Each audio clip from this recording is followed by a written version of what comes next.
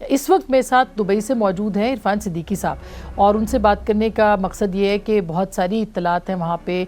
नवाज शरीफ साहब की बहुत अहम मीटिंग्स हुई हैं सऊदी अरब में, और आज उनका कुछ स्केड्यूल जो है वो डिले भी हुआ है, तो क्यों उनसे हम पूछ लेते हैं। अस्सलाम वालेकुम इरफान साहब। जी वालेकुम अस्सलाम। इरफान साहब, पहले तो ये कि आपको दुबई भेजा गया है और अब आप दुबई पहुंच चुके हैं। मियाँ साहब वहां पहुंच चुके हैं और सऊदी अरब में उनकी जो रुखसती थी वो डिले का या ताख़ीर का शिकार हुई, उसकी वजह क्या हो सकती है?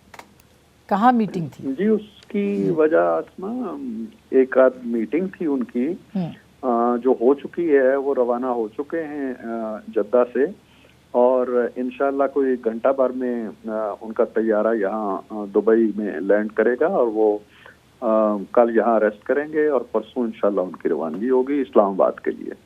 अच्छा, तो सर सऊदी अरब में कोई बहुत अहम मीटिंग थी जिसकी वजह से उनको अपनी फ़्लाइट जो है वो डिले करना पड़ी? जी, मीटिंग आम हो या गैर आम हो, मीटिंग अगर होनी है तो फ्लाइट तो डिले होगी। मकसद ये है कि मैं उसकी तफसीलात जानता भी नहीं हूँ और बता भी नहीं सकता, लेकिन कोई अहम मीटिंग थी यकीनन जिसकी वजह से उन्हें थोड़ी ताखीर करना पड़ी, लेकिन इतनी ज्यादा ताखीर नहीं है। वो थोड़ी देर में, मेरा ख्याल है लेस देन एन आवर वो यहाँ पहुँच जाएंगे इंशाल्लाह। अच्छा इरफान साहब, चूँकि आप उनकी तकारीर भी लिखते हैं, तो अब आपका ही मैं सुन रही थी थोड़ी देर पहले, आपने कहा कि वो फिलबदी तकरीर करेंगे, तो मतलब ये है कि ऐसा हो सकता है कि कोई ऐसी गैर मुतवक्के तकरीर उनकी तरफ से आ जाए जिसके पॉइंट्स आपके साथ भी वो डिस्कस ना करें, इसके इम्कानात हैं? मेरा ख्याल है कि इस तरह की गैर मुतवक्को बातें तो नहीं है। मियाँ साहब का नैरेटिव बड़ा वाज़ेह रहा है हमेशा। वो 3 दफ़ा वज़ीर आज़म रहे हैं, और उनके अदवार का अगर जायज़ा लिया जाए और उनकी सियासी जो फिलासफी है उस पर नज़र रखी जाए, तो उनका बुनियादी जो मकसद रहता है या बुनियादी जो उनका हदफ होता है वो मुल्क की तामीर है, मुल्क की तरक्की है, मुल्क के अवाम है, मुल्क को आगे ले जाना है, जमहूरियत का इस्तेकाम है। ये उनके नज़रियात बड़े वाज़ेह हैं, ये तकरीर में भी आपको मिलेंगे, और यही उनका बुनियादी बयानिया जिसे कहना चाहिए वो होगा।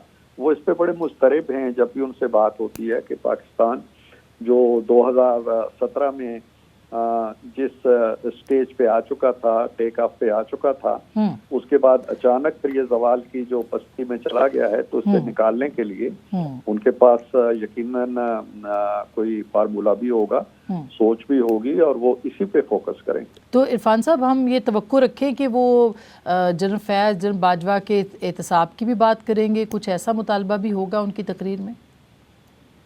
देखिए, मियाँ साहब का एक नज़रिया रहा है और मियाँ साहब उस नज़रिए से पीछे भी नहीं हटे कभी, और वो नज़रिया यही है कि जिन लोगों ने जमहूरियत को नुकसान पहुंचाया, और ख़ास तौर पर पिछले 5-6 सालों के अंदर एक बाकायदा मनसूबाबंदी करके, साजिश करके, एक शख्स को नहीं, चलो नवाज शरीफ पे जो बीती सो बीती, या उनके ख़ानदान पे बीती, पाकिस्तान पे जो बीत गई और पाकिस्तान पे जो बीत रही है, अवाम पे जो बीत रही है, इसको वो यकीनन अपने जो सियासी नजरिया है उसमें बड़ा अजीज रखते हैं इस चीज को। लेकिन इस वक्त देखना ये है कि मुल्क किस बुरानी कैफियत का शिकार है।